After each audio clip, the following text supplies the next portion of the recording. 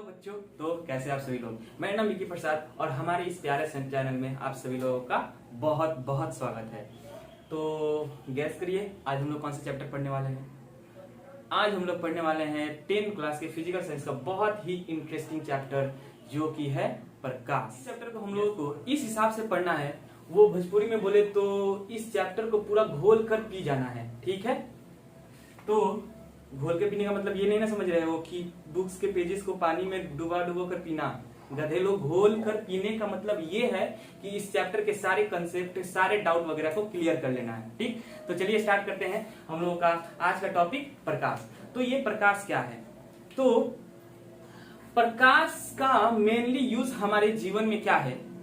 तो यूज है पर किसी भी वस्तु को देखने के लिए प्रकाश की आवश्यकता पड़ती है। ये तो मानते हो ना, किसी भी वस्तु को देखने के लिए हम लोग को क्या चाहिए? प्रकाश चाहिए। अगर इस रूम को हम डार्क कर देंगे तो हम लोगों को कुछ भी दिखाई देगा? बिल्कुल भी नहीं, एकदम दिखाई दे ही नहीं सकता है। तो हम लोगों को किसी भी चीज को देखने के लिए क्या चाहिए? प्रकाश चाहिए। तो क्या होता है कि कुछ वस्तुओं में अपना खुद का प्रकाश होता है, तो वे वस्तुएं हम लोग को दिखाई देती है। जैसे कि सन हुआ, सन में खुद का प्रकाश होता है। कैंडल से प्रकाश निकलती है तो कैंडल हम लोग को दिखाई देता है। फिर से बल्ब वगैरह, इससे प्रकाश निकलता है तो बल्ब हम लोग को दिखाई देता है। और कुछ वस्तु में प्रकाश नहीं होता, जैसे कि table, chair, pen, pencil, books, ये सब में प्रकाश नहीं होता। तो क्या ये सब हम लोग को दिखाई नहीं देना चाहिए? फिर भी तो ये सब हम लोग को दिखता है ना। तो अब आप लोगों के दिमाग में ये आ रहा होगा तो प्रकाश हम लोग को शायद आंख से निकलता होगा तो हम लोग को दिखाई देता है। तो ऐसा बिल्कुल भी नहीं है। अगर हम इस रूम को डार्क कर देंगे और डार्क रूम में अगर हम चेयर को रखेंगे, फिर भी हम लोग को वो चेयर जो है दिखाई नहीं देगा, क्योंकि प्रकाश जो है हम लोग के आंखों से नहीं निकलती है। तो फिर वो वस्तु हम लोग को कैसे दिखाई देती है? एक्चुअली होता क्या है कि प्रकाश जिस सोर्स से निकलती है, उस सोर्स से निकल कर उस वस्तु के ऊपर टकराती है और टकराने के फलस्वरूप हमारे आंखों में पड़ती है, तो वो वस्तु हम लोगों को दिखाई देता है। जैसे कि मान लीजिए कि प्रकाश जो है एक बल्ब से निकला और निकल कर बल्ब के सामने एक, अगर हम टेबल को रख दिए, अगर एक पेन को रख देंगे तो बल्ब से प्रकाश निकल कर इस पेन के ऊपर पड़ेगा और पेन से प्रकाश जो है टकरा कर हमारे आंखों में पड़ेगा। फिर ये पेन का जो इमेज है हम लोगों को दिखाई देगा, ठीक। तो इस तरह से प्रकाश जो हम लोगों को, इस तरह से कोई वस्तु जो है हम लोगों को दिखाई देती है, ठीक। तो ये बात याद रहेगा। तो जो प्रकाश आंख पर टकरा रही है और टकरा कर फिर से हमारे आंखों में पड़ रही है दोबारा, तो इसी को हम लोग बोलते हैं प्रकाश का प्रवर्तन, ठीक है। तो चलिए प्रकाश का प्रवर्तन किसे कहते हैं ये हम लोग पढ़ते हैं। तो देखिए, जब प्रकाश एक माध्यम से आती है और दूसरे माध्यम में टकराती है। अब ये माध्यम क्या है?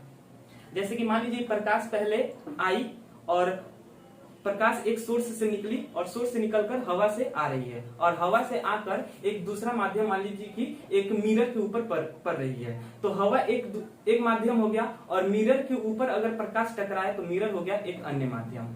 ये बात याद रहेगा। मान लीजिए कि प्रकाश आया हवा से और हवा से आकर टकराया कहां पर? मिरर पर। मिरर से टकराकर फिर से अगर प्रकाश उसी माध्यम में, यानी कि जिस माध्यम से आया था उसी माध्यम में लौट जाएगा, तो इस घटना को ही हम लोग कहते हैं क्या? प्रकाश का प्रवर्तन। ये बात याद रहेगा। तो लिखते हैं हम प्रकाश का प्रवर्तन। पहले तो हेडिंग ही दे देते हैं। क्या पढ़ रहे हैं हम लोग भाई? प्रकाश। तो प्रकाश का प्रवर्तन किसे कहते हैं? यदि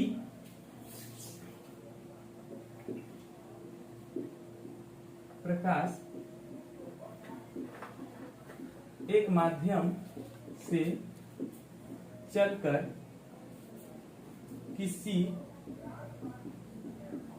अन्य माध्यम के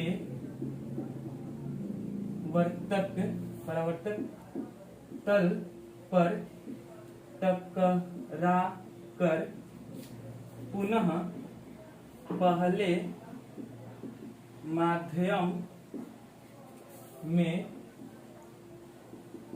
लौट जाने की घटना को प्रकाश का प्रवर्तन कहते हैं।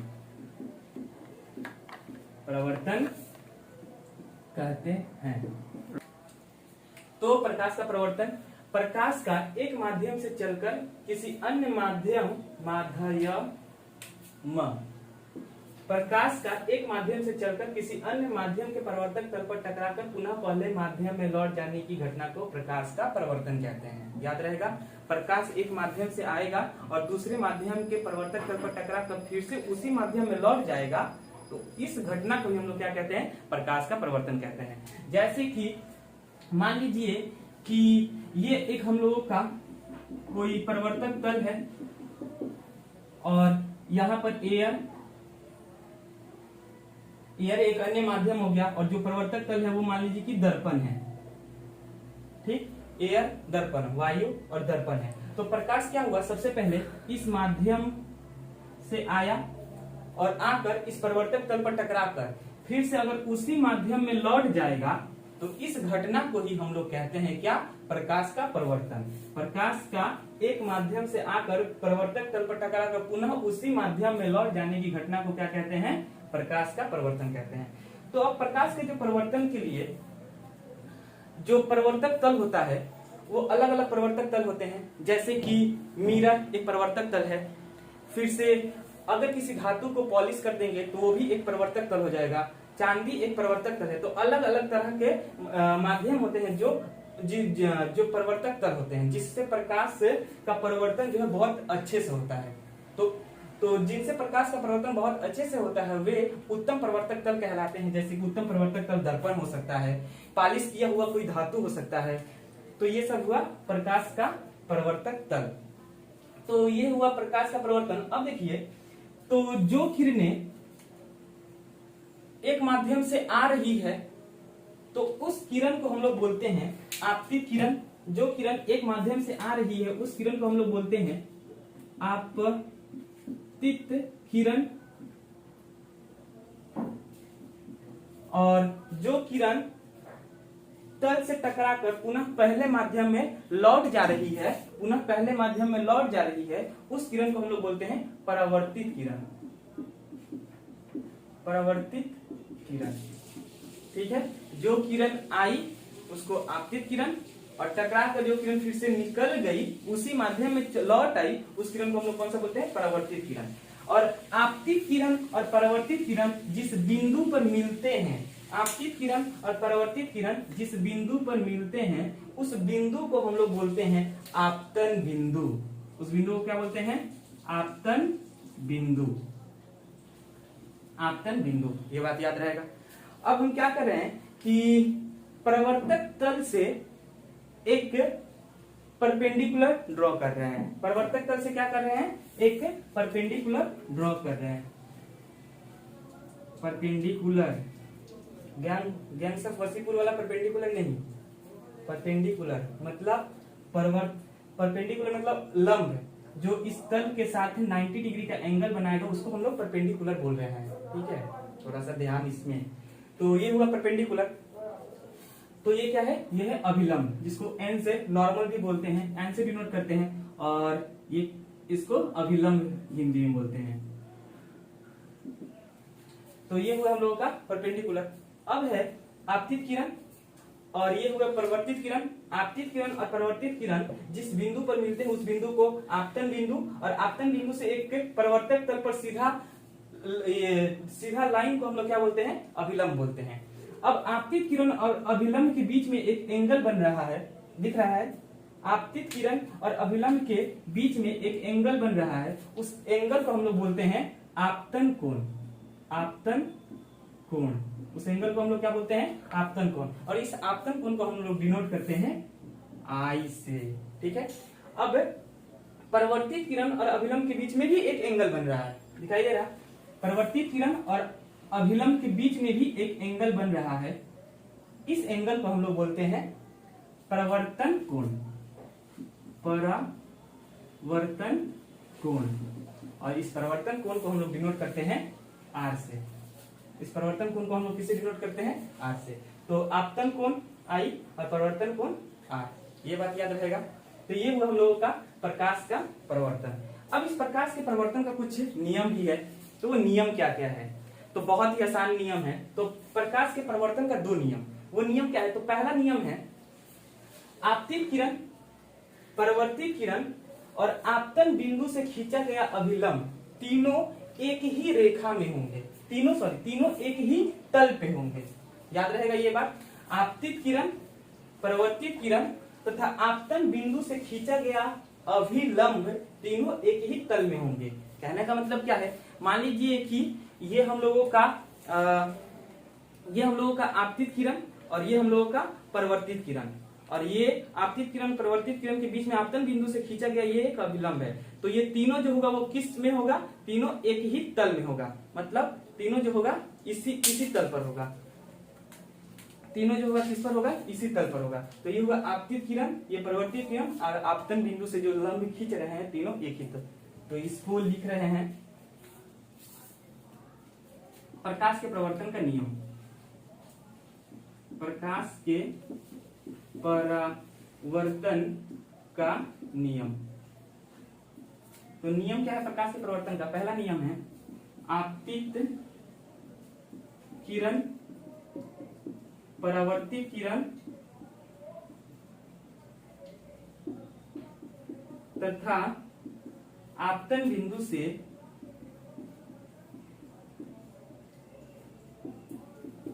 खींचा गया अभिलंब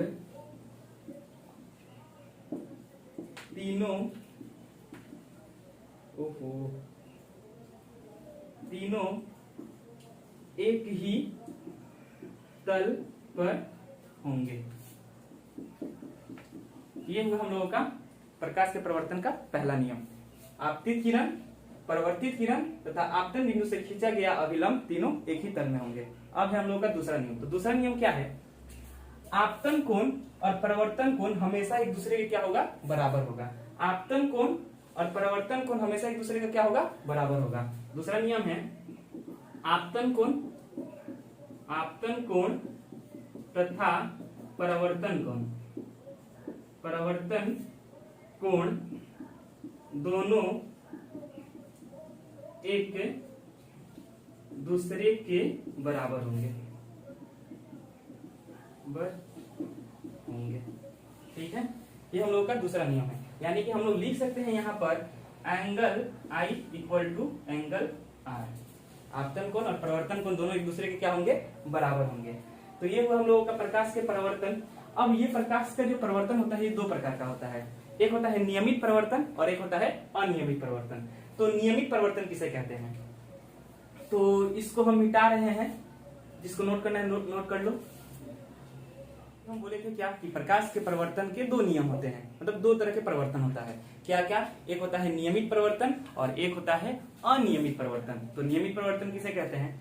तो यदि प्रकाश की किरणें एक माध्यम से आएगी और किसी प्लेन तल पर टकराकर पुनः पहले माध्यम में लौट जाएगी कुछ नियमों का पालन करते हुए, वो नियम क्या है? प्रकाश का परिवर्तन का नियम। ठीक है, तो उस टाइप के परिवर्तन को हम लोग बोलते हैं नियमित परिवर्तन। याद रहेगा, यदि एक माध्यम से चलती हुई प्रकाश की किरणें किसी चिकने सतह से टकराकर पुनः पहले माध्यम में लौट आएगी, इस परिवर्तन को हम लोग बोलते हैं नियमित परिवर्तन। ठीक, तो लिख रहे हैं। तो प्रकाश के परिवर्तन दो प्रकार के होते हैं, एक नियमित परिवर्तन और एक अनियमित परिवर्तन। तो सबसे पहले नियमित परिवर्तन। नियमित परावर्तन, तो नियमित परिवर्तन किसे कहते हैं? तो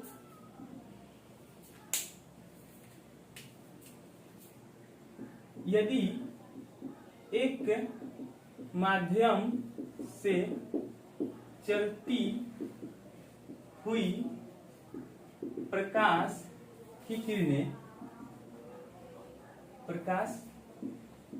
किरणें किसी चिकने तल से टकराकर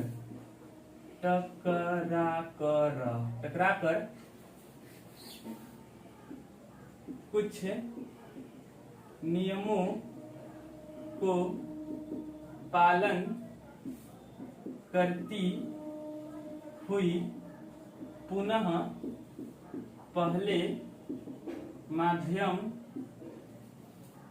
पहले माध्यम में लौट जाती है, तो उस परिवर्तन को कौन सा परिवर्तन कहते हैं जी? तो उस परिवर्तन को हम लोग कहते हैं नियमित परिवर्तन। नियमित परिवर्तन। और किसी भी वस्तु का जो प्रतिबिंब बनता है वो नियमित परिवर्तन के कारण ही बनता है। किसी भी वस्तु का जो प्रतिबिंब बनता है वो किस परिवर्तन के कारण बनता है? वो नियमित परिवर्तन के कारण ही बनता है। तो वस्तु का प्रतिबिंब इस परिवर्तन के कारण वर्तन के कारण किसी वस्तु का प्रतिबिंब बनता है, मतलब छवि, इमेज। तो ये हुआ हम लोग का नियमित परिवर्तन। तो क्या हुआ था नियमित परिवर्तन? यदि एक माध्यम से चलती हुई प्रकाश की किरणें किसी चिकने सतह पर टकराकर कुछ नियमों का पालन करती हुई पुनः पहले माध्यम में लौट आएगी तो इस घटना को हम लोग क्या बोलते हैं? इस परिवर्तन को हम लोग क्या बोलते हैं? नियमित परिवर्तन। और नियमित परिवर्तन में किसी वस्तु का जो प्रतिबिंब बनता है, आपतित किरण, और इस किरण का क्या नाम था? परावर्तित किरण। परावर्तित किरण। और यहां पर आपतन बिंदु। ठीक, और ये तो नॉर्मल पता है आप लोगों को। नेक्स्ट, तो ये हुआ नियमित परिवर्तन। अब है अनियमित परिवर्तन। तो अनियमित परिवर्तन किसे कहते हैं? तो यदि प्रकाश की किरण एक माध्यम से आएगी और आकर किसी खुरदुरे तल से, किस तल से? खुरदुरे तल से टकराती है तो भिन्न भिन्न दिशाओं में बिखर जाती है। भिन्न भिन्न दिशाओं में क्या होती है? छिटक जाती है। तो इस तरह के परिवर्तन को हम लोग बोलते हैं अनियमित परिवर्तन। यहाँ पर क्या होता था? प्रकाश की किरण आई और आकर उसी माध्यम में लौट आई, तो इस किरण को हम लोग नियमित परिवर्तन बोलते हैं। लेकिन प्रकाश की किरण एक माध्यम से आकर अगर खुरदुरे तल से टकराकर भिन्न भिन्न दिशाओं में अगर बिखर जाती है तो इस परिवर्तन को हम लोग बोलते हैं कौन सा परिवर्तन? अनियमित परिवर्तन। तो अनियमित परिवर्तन क्या है? अनियमित परिवर्तन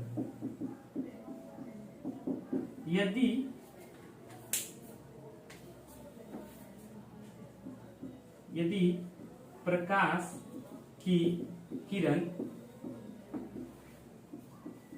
एक माध्यम से चलकर किसी अन्य माध्यम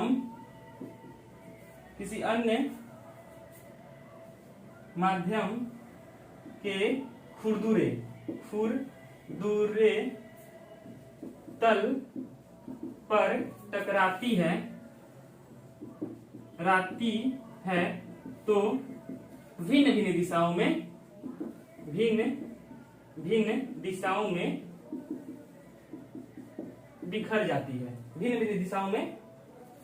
बिखर जाती है। इस परिवर्तन को हम लोग कौन सा परिवर्तन कहते हैं? इस परिवर्तन को कौन सा परिवर्तन कहते हैं जी? अनियमित परिवर्तन। अनियमित परिवर्तन।